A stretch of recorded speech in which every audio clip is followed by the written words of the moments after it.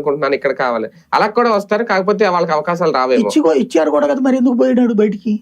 అదే రాష్ట్రంలోనే మంత్రి పదవి ఇచ్చారు కదా, ఇచ్చారు. అప్పుడు అవకాశం పోతుంది అన్నప్పుడు అక్కడ ఇచ్చారు, ఎమ్మెల్సీ మళ్ళీ ఇస్తారు కదా. ఇవ్వనన్నాడా, అడిగాడా? నేను అనేది అదే, ఇక్కడ అప్పనంగా లభించేటప్పుడు దాని విలువ తెలియదు. ఇప్పుడు ఎమ్మెల్సీలు బోర్డు అంతమందికి ఇచ్చాడండి అతను, ఓడిపోయిన ప్రతి ఒక్కరికి ఎమ్మెల్సీ ఇచ్చాడు అతను. ఓడిపోయిన ప్రతి ఒక్కరికి ఎమ్మెల్సీ ఇచ్చారు. టీడీపీలో ఉంది అట్లా ఓడిపోయిన వాళ్ళందరికీ. ఇప్పుడు ఇంకా వర్మకి రాకే కదా గోళ, రాధకి ఇస్తారని ఇవ్వలేదనే కదా ఇక్కడ కూడా. మరి ఇక్కడేమో అట్లాగేముండదు, ఓడిపోతే ఎమ్మెల్సీలు అన్న సీన్ ఏం లేదు. అయితే గీతే కార్పొరేషన్ లో బోర్డు మెంబర్ కూడా ఇస్తారు వీళ్ళు కనీసం. అక్కడైతే అందరికి పెద్ద పెద్ద పదవులే కట్టబెట్టి ఇచ్చారు. అవును. ఇక్కడ ఏంటంటే ఒరిజినల్ గా చెప్పాలంటే వీళ్ళ దానికి 40 ఏళ్ల నుంచి ఉండడం వల్ల అమ్మ ఆడితో పోల్చుకుంటే నేను బెటర్, నాకు ఏదో పదవన్న ఇచ్చారని ఫీల్ అవుతాడు టీడీపీలో.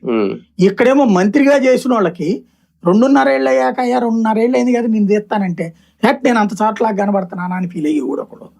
అలాగే ఎంతకాలం నన్ను పట్టించుకోకుండా 2 ఏళ్లే నాకు మంత్రి పదవి ఇచ్చాడని ఫీల్ అయ్యి కూడా ఒకడు. అదే కదా.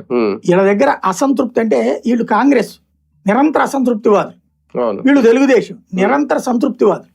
వీళ్ళలో 10% అసంతృప్తివాదులు ఉంటారు టీడీపీలో, వీళ్ళలో 70% అసంతృప్తివాదులు ఉంటారు. దాన్ని ఎవడు సాటిస్ఫై చేయలేడు. అదే కదా. రైట్. మొత్తానికి ఒక కీలక అడుగు అయితే వేస్తున్నారు జగన్మోహన్ రెడ్డి గారు యాప్ల రూపంలో. ఇప్పుడు జగన్